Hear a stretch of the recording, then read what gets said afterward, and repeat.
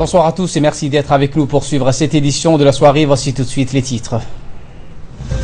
Une cérémonie de pose de pierre organisée par le ministère des Affaires musulmanes, de la Culture et des Biens Waqf, et ce en présence du chef de l'État, a eu lieu ce matin au quartier 7, lieu appelé communément Sans Fil. Changement climatique COP21, la Banque mondiale veut mobiliser plus de 16 milliards pour 2016. C'était les titres. Merci à vous si vous nous rejoignez. Une cérémonie de pose de pierre organisée par le ministère des Affaires musulmanes, de la Culture et des Biens Waqf s'est déroulée ce matin en face du quartier 7, lieu communément appelé Saint-Fil. La cérémonie a été présidée par le président de la République, M. Ismaël Omar Guelleh, et a vu la participation du Premier ministre, M. Abdelkader Kamil Mohamed, du ministre des Affaires musulmanes, de la Culture et des Biens Waqf, M. Aden Hassan Aden, le ministre des Affaires musulmanes de Qatar, M. Qaïs Ben Moubarak Al-Qawari, les membres du gouvernement, les représentants des forces armées djiboutiennes, des ambassadeurs, des responsables civils ainsi que l'ambassadeur de Djibouti au Qatar, M. Moumin Barré. Et la construction d'une mosquée appelée Doha sera financée par l'État du Qatar. À noter que cette mosquée sera l'une des plus grandes mosquées qui accueillera de nombreux fidèles des différents quartiers de la capitale et aura une architecture similaire que la mosquée de Doha. La pose de la première pierre de la mosquée montre la forte relation existante entre le gouvernement du Qatar et la République de Djibouti, et cela démontre également la bonne coopération entre ces deux pays frères.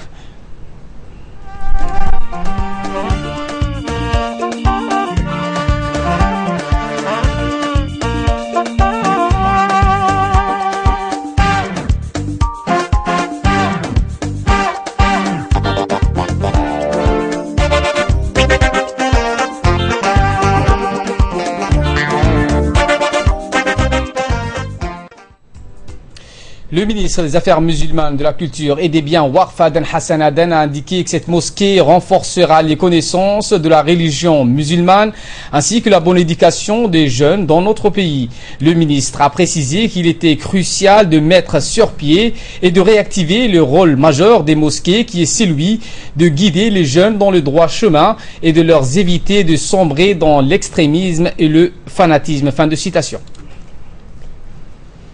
Après les allocutions, le président de la République, M. Ismaël Omar Guelleh, a procédé à la pose de la première pierre de la future mosquée appelée Masjid Al-Doha.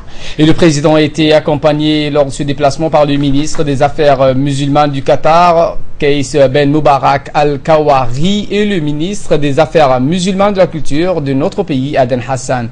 Les travaux de construction de cette mosquée vont durer à peu près une année. Rappelons que le Qatar mène des actions fort louables à travers le monde et surtout pour le soutien au développement du secteur culturel de notre pays. Écoutons à présent les réactions des habitants des quartiers proches de la future mosquée. L'État du Qatar de nous avoir donné cette chance d'en profiter, et j'espère que cette chance sera une chance que tous les jeunes des quartiers 7 vont pouvoir en profiter et bénéficier pour enfin on peut enfin en profiter des opportunités offertes par le président, son excellence M. Ismaël Omar Guelleh. Le président de la République, M. Ismaël Omar Guelleh, a reçu aujourd'hui le ministre des Biens Waqf, des Affaires islamiques du Qatar, M. Qaïs Ben Moubarak. Accompagné d'une forte délégation, M. Qaïs Moubarak effectue une visite de travail à Djibouti où ils ont notamment pris part aujourd'hui en début de matinée. La cérémonie de pose de la première pierre de la future mosquée de Doha, outre les relations d'amitié et de coopération qui nous lient au Qatar, ces délégations conduites par le ministre des Biens Waqf et des Affaires islamiques du Qatar a permis d'échanger autour des voies et moyens pour consolider la collaboration que Djibouti et le Qatar entretiennent dans les domaines religieux. Le ministre djiboutien des Biens Waqf et des Affaires musulmanes, M. Aden Hassan, a pris part aux entretiens entre le chef de l'État et cette délégation du Qatar. A noter aussi que l'ambassadeur de la République de Djibouti au Qatar, M. Moumin Hassan Barré, a assisté à cette audience.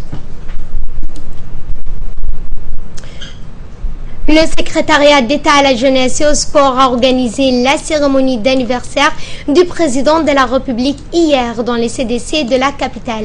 Et cet anniversaire donc se déroule dans tous les 27 novembre et à cette occasion, le secrétariat d'État à la jeunesse et au sport a organisé des festivités de cet anniversaire pour la 3e année consécutive. À cette occasion, des activités sportives, culturelles dédiées en l'honneur du chef de l'État. Tout en souhaitant bon anniversaire, les participants et les organisateurs ont prié le bon Dieu d'accorder ses faveurs et sa clémence au président de la République, tout en l'éclairant sur le bon chemin. Un séminaire sur l'intégration régionale a été clôturé ce matin à l'Institut des études diplomatiques. Et ce séminaire donc avait pour thème défis, opportunités et analyse des expériences internationales. Durant une semaine, les diplomates au cadre du secteur public et parapublic ont été formés sur l'intégration économique régionale. Cette formation va permettre ainsi à nos cadres de se préparer à défendre nos intérêts économiques dans le futur forum régional. Cette cérémonie de clôture a été présidée par le ministre des Affaires étrangères et de la coopération internationale, Mahmoud Ali Youssouf. Il a vu également la participation du directeur de l'Institut des études diplomatiques, Moussa Ali, rappelant que cette formation a été dispensée par Christian Guimers, expert dans l'économie régionale. Dans leurs interventions respectives, l'expert international et les directeurs de l'Institut des études diplomatiques ont tour à tour souligné l'importance et l'enjeu qu'occupe la question de l'intégration économique régionale. De son côté, le ministre des Affaires étrangères de la coopération internationale, Mahmoud Ali Youssouf, a recommandé aux participants de cette formation de mettre en pratique les expériences acquises.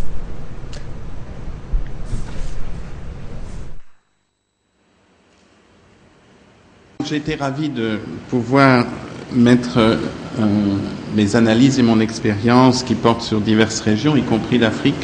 Mais c'était la première fois en Afrique de l'Est, qui est un peu différente, bien sûr, comme toutes les régions. Mais particulièrement, Djibouti est un cas singulier. Je vous remercie aussi et je me permets de vous féliciter, si vous le permettez, pour les propos que vous venez de tenir qui font partie intégrale du cours, parce que vraiment, ce que vous venez de dire est tout à fait, non seulement à propos, mais témoigne de cette vision qui permet effectivement à Djibouti de voir l'avenir avec un certain optimisme, un volontarisme optimiste, pour faire face effectivement à des difficultés qu'il ne faut pas cacher. Dispositif clé de notre développement économique, il est le 7e sujet des séminaires organisés par l'Institut. Nous avons d'abord essayé de renforcer les acquis de base comme les techniques de négociation, comment arranger des accords commerciaux et des investissements, comment gérer des projets internationaux, pour s'attaquer aujourd'hui à un sujet de grande importance pour notre économie, l'intégration régionale. C'est un sujet qui englobe tous les éléments acquis antérieurement et qui vous prépare à la défense de nos intérêts économiques dans les forums régionaux. De son côté, le ministre des Affaires étrangères de la coopération internationale, Mahmoud Ali Youssouf, a recommandé aux participants à cette formation de mettre en pratique les expériences acquises. Je vous propose de l'écouter. Pendant une semaine, vous avez pu discuter, délibérer, vous avez eu des séances d'interaction sur des expériences qui ont été à succès dans d'autres pays, que M. Guivers vous a certainement livré. Et je crois que c'est important de partir, d'abord de comprendre ces expériences et ensuite de pouvoir assimiler un certain nombre d'éléments dans ces expériences qui peuvent être utiles pour notre propre intégration dans notre région.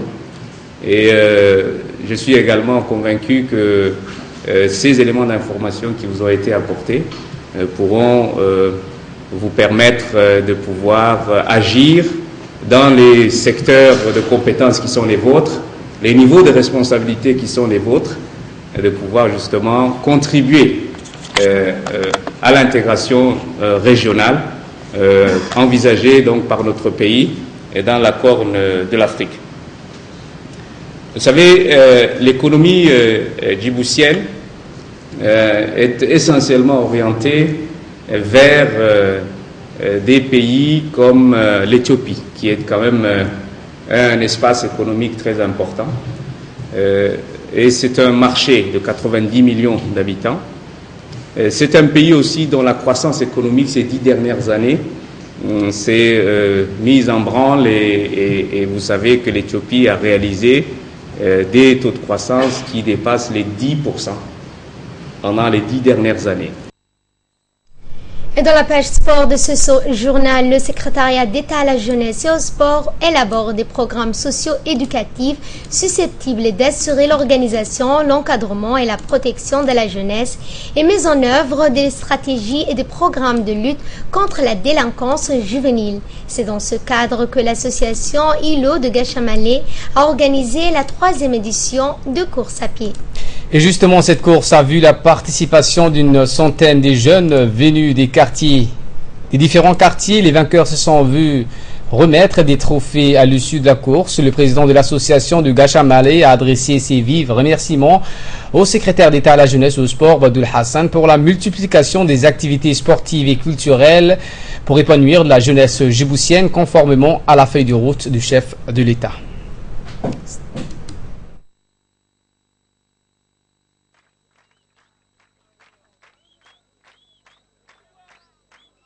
L'île de Gachamalé a organisé ce vendredi 27 novembre 2015 sous l'égide de l'État, sous l'égide du secrétaire d'État à la jeunesse et au sport et la mairie de Djibouti. C'est pour la 3e édition qu'elle se déroule. Elle est organisée par l'association ILO de Gachamalé. Je félicite le président et le comité de cette association. Cette journée coïncide avec l'anniversaire du président de la République, son Excellence, son Excellence Ismaël Omar Guelleh. Et nous disons joyeux anniversaire, Monsieur le Président. Et en ce qui fait l'essentiel de l'actualité internationale au Mali, pour commencer, 3 morts dans l'attaque à la roquette d'un camp de l'ONU. Des hommes armés ont attaqué ce matin une base de l'ONU à Kidal, dans le nord du Mali. 2 soldats guinéens de l'ONU et un civil ont été tués. L'attaque s'est produite aux alentours de 5 h du matin. 4 ou 5 roquettes sont tombées dans l'enceinte de la base. Le nord du Mali donc est tombé en 2012 sous le contrôle du groupe extrémiste dont la majorité a été chassée par l'intervention militaire française en janvier 2013. Mais la situation sécuritaire reste précaire. 1 millier de soldats français sont toujours déployés au Mali dans le cadre de l'opération antiterroriste Barkhane, de la mission européenne EUTM et de la mission de l'ONU, la MINUSMA, qui compte 9000 soldats. Cette attaque intervient alors que la capitale malienne Bamako a été le théâtre le 20 novembre dernier d'une tuerie perpétrée par des terroristes dans un hôtel de luxe du centre-ville. Environnement, cette fois, la Banque mondiale a annoncé un plan d'action pour l'Afrique. La lutte contre le changement climatique qui nécessite un financement de 16,1 milliards de dollars d'ici 2020. L'ambition donc est de lever cette somme auprès de plusieurs organisations de développement, des pays de partenaires privés. La Banque mondiale apportant 5,7 milliards de dollars à travers l'Agence internationale de développement qui fournit des prêts sans intérêt et des dons aux pays les plus pauvres.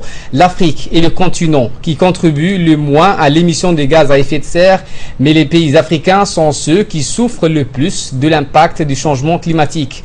Le plan de la Banque mondiale sera présenté lors de la conférence sur le climat COP21 qui se tiendra à Paris à partir du 30 novembre avec l'objectif de limiter à 2 degrés Celsius la hausse du thermomètre par rapport à l'ère pré-industrielle. Et pour clore cette édition, fusillade meurtrière dans un centre de planning familial du Colorado aux États-Unis. Et un centre de planning familial dans le Colorado, dans l'ouest des États-Unis, a été le théâtre d'une sanglante fusillade hier qui a fait 3 morts et 9 blessés, sans qu'on le sache s'ils étaient liés au combat anti-avortement. Les autorités ont reconnu ne pas connaître pour l'instant les motifs du tueur, qui a été arrêté après plus de 5 heures d'échange de tirs avec les forces de l'ordre. Plusieurs médias, dont CNN et le Denver Post, l'ont identifié comme Robert Lewis Deer, âgé d'une 50aine d'années. C'est tout pour ce journal. Merci à vous qui nous suivez. Très bonne suite de nos programmes télévisés.